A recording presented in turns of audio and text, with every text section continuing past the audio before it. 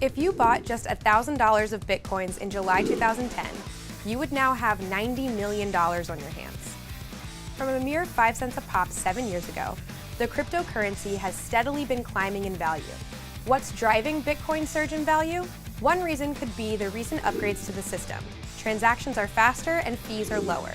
Another reason might simply be that more people know about it and are comfortable with the idea of a cryptocurrency, including investors. As more mainstream traders and investors get on board, the currency is seen as increasingly robust. For the uninitiated, Bitcoin is a virtual currency created by a mysterious individual who goes by the name Satoshi Nakamoto, though that is most certainly not his actual name.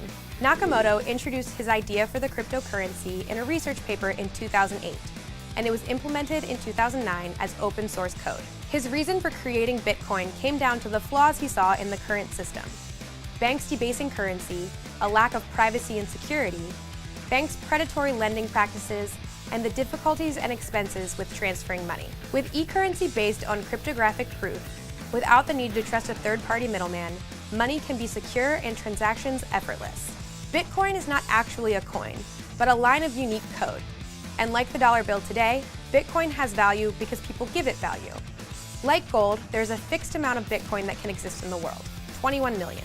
Bitcoin runs on blockchain, a digital ledger that keeps track of every single transaction made in the Bitcoin network, making it especially secure because everything is public and everything is tracked. It's the world's first open financial network. As people become increasingly wary of government control over individual assets, Bitcoin becomes more and more viable, your own personal bank that no one can touch. Your Bitcoin is stored in a wallet. This wallet can be a digital wallet or even a physical one. Wherever you think your unique key, a long string of numbers that is yours and yours alone, will be safest. If you're looking to invest in Bitcoin, you can do so in 3 different ways. Number 1, you can mine your own, which is very difficult.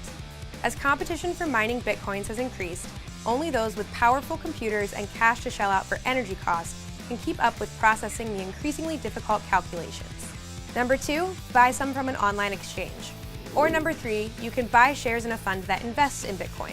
And if you're looking to cash out, you can do so by selling your Bitcoin directly to another user in exchange for another currency or in an online exchange. Bitcoin's real-world value may be slower to develop. As a day-to-day currency, it's still hard to use.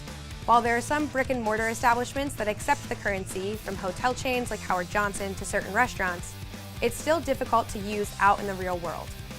Online, certain goods and services can be bought with the currency.